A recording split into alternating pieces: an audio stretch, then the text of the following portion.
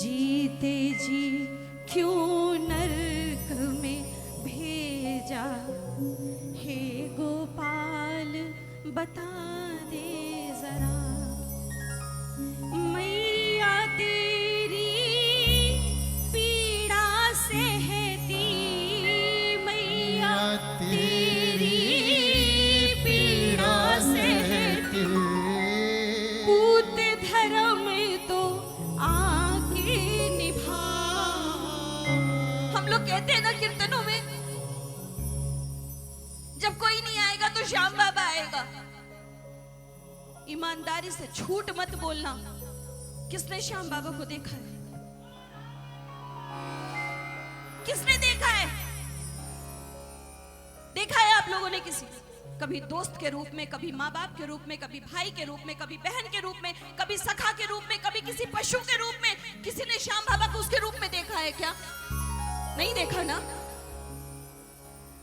जिस रूप में वो आता है उस रूप में आकर सहायता कर जाता है। फिर कैसे, किस मुंह से कह देते हो कि अपने अपने नहीं है? जिस दिन वो आता है वो अपना बन के ही तो मदद करके जाता है। फिर कैसे कह देते हो कि वो अपने नहीं है? कौन अपना नहीं है? कौन अपना नहीं है? माँ बाप अपने नहीं है, भाई बहन अपने नहीं है, बच्चे अपने नहीं है, तो छोड़ दो सब। नहीं छूटता ना, सब अपने हैं भाई। क्यों झूठ बोलते हो यहाँ खड़े रह कर कि कोई अपना नहीं है? सब अपने, उन्हीं के लिए तो कमा के लेकर जा रहे हैं हम, और उन्हीं के बारे में आकर यहाँ पर खड़े होकर बुराई कर रहे हैं। थोड़ी थोड़ी सेवा।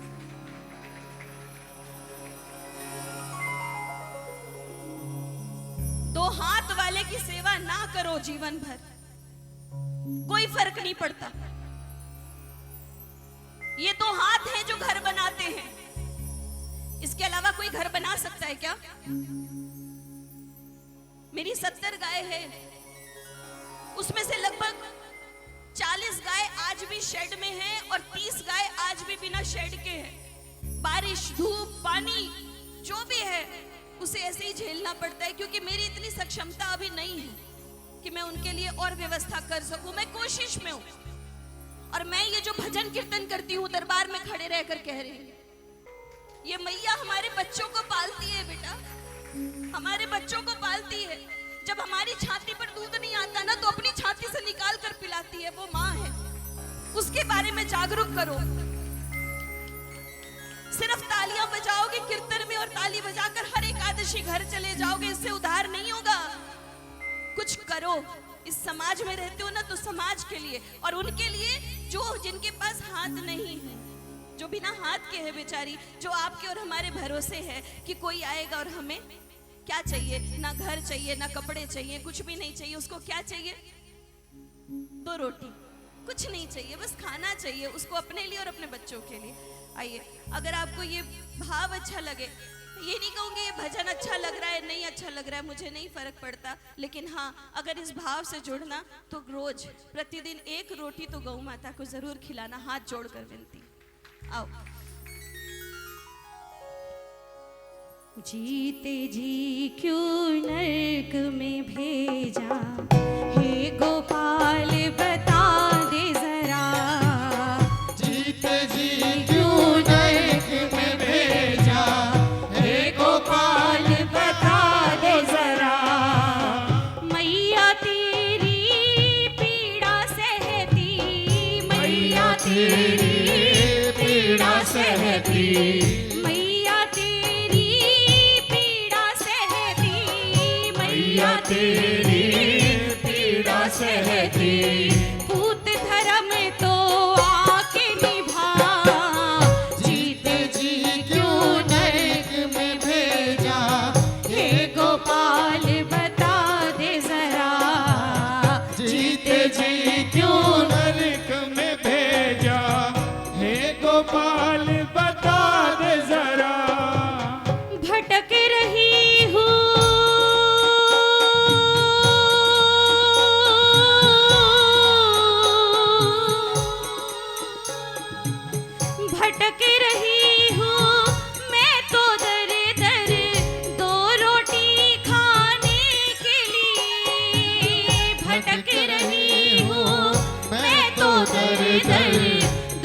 रोटी खाने के लिए, पाल रहे हैं मुझको तो बस दूध मेरा पाने के लिए, पाल रहे हैं मुझको तो बस दूध मेरा पाने के लिए। टूट गया,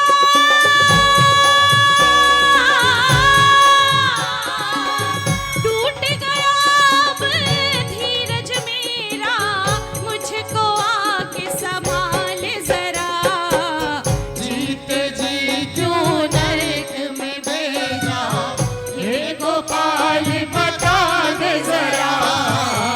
जीते जी क्यों नरक में भेजा, हे गोपाल बता दे जरा। घाव लगे जो,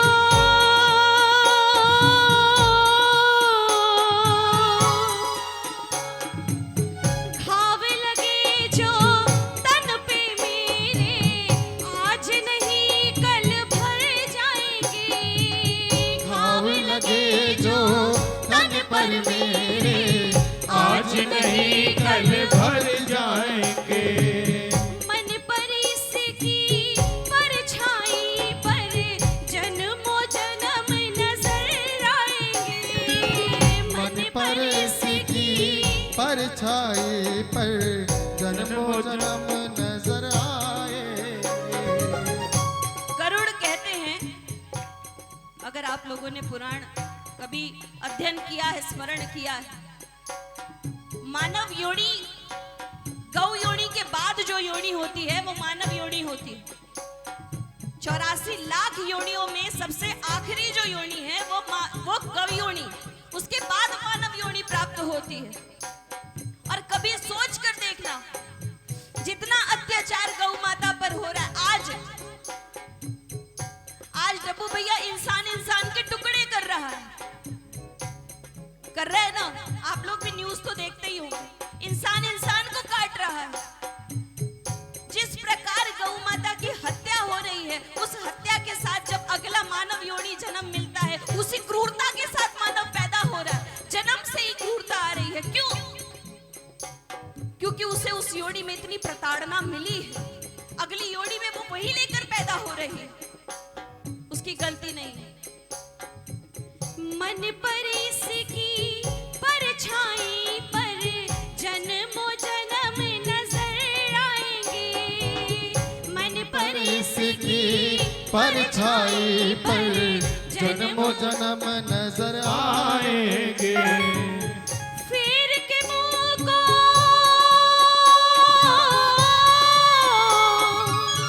फेर के मुंह को बैठा है तू, शर्म ना आती तुझको जरा।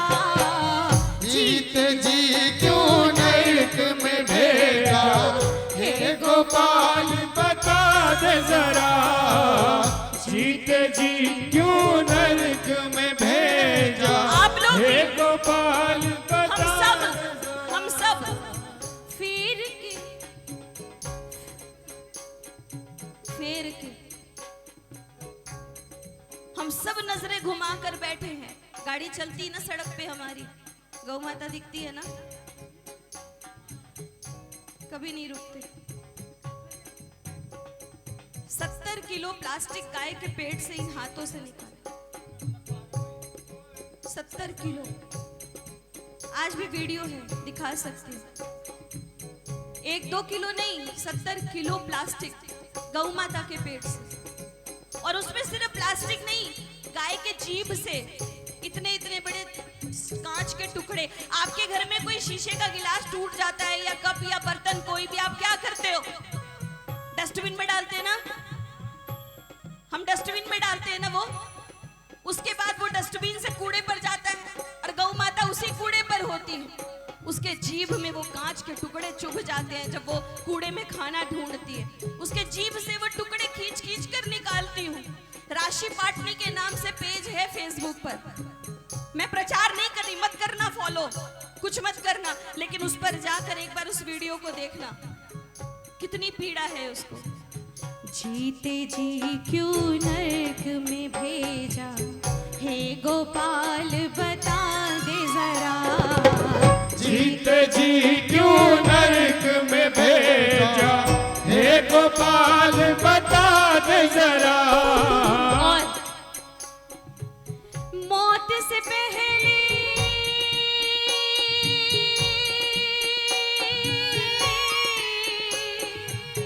मौत से पहले मौत को देखूं मैं तो आँखों से अपनी, मौत से पहले मौत को देखूं मैं तो आँखों से अपनी। और अपनी नहीं अपने बच्चों की भी।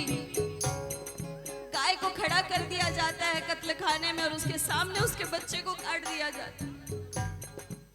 आंखों से आंसू बहते हैं उसके, लेकिन वो बेचारी कुछ कर नहीं सकती और हम कुछ करना नहीं चाहते। एक स्कॉर्पियो गाड़ी में कितनी गाय घुस सकती है? अंदाजा लगाकर बताओ कितनी गाय आ सकती है? 6 गाय कत्ल खाने जाती हुई हमने बचाई है। 4 तो उसमें घुटकर मर गई, 2 बची। कितनी पीड़ा है सोचो उसके मन में। मरने से पहले मौत को अपनी आंखों से देख रही, अब मैं मरने वाली हूँ, तिल तिल करके मरने वाली हूँ। हाथ से भी नहीं काटते, मशीन में डाल देते, आरा मशीन में। मौत से पहले मौत को देखूं मैं तो आँखों से अपनी, मौत से पहले मौत को देखूं मैं तो आँखों से अपनी।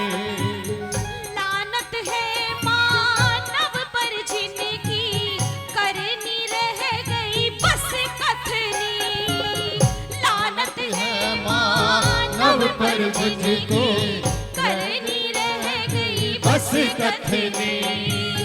राशि संभाले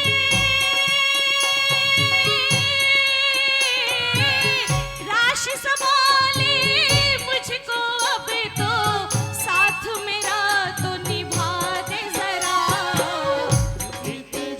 क्यों नरक में भेजा, हे गोपाल बता दे जरा, क्यों नरक में भेजा, हे गोपाल बता दे जरा।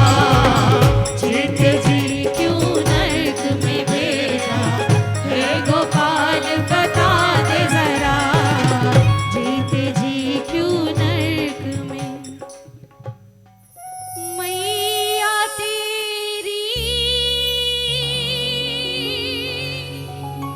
पीड़ा सहती, मैया तेरी पीड़ा सहती, पूत धर्म तो आँख निभा, जीते जी क्यों नरक में।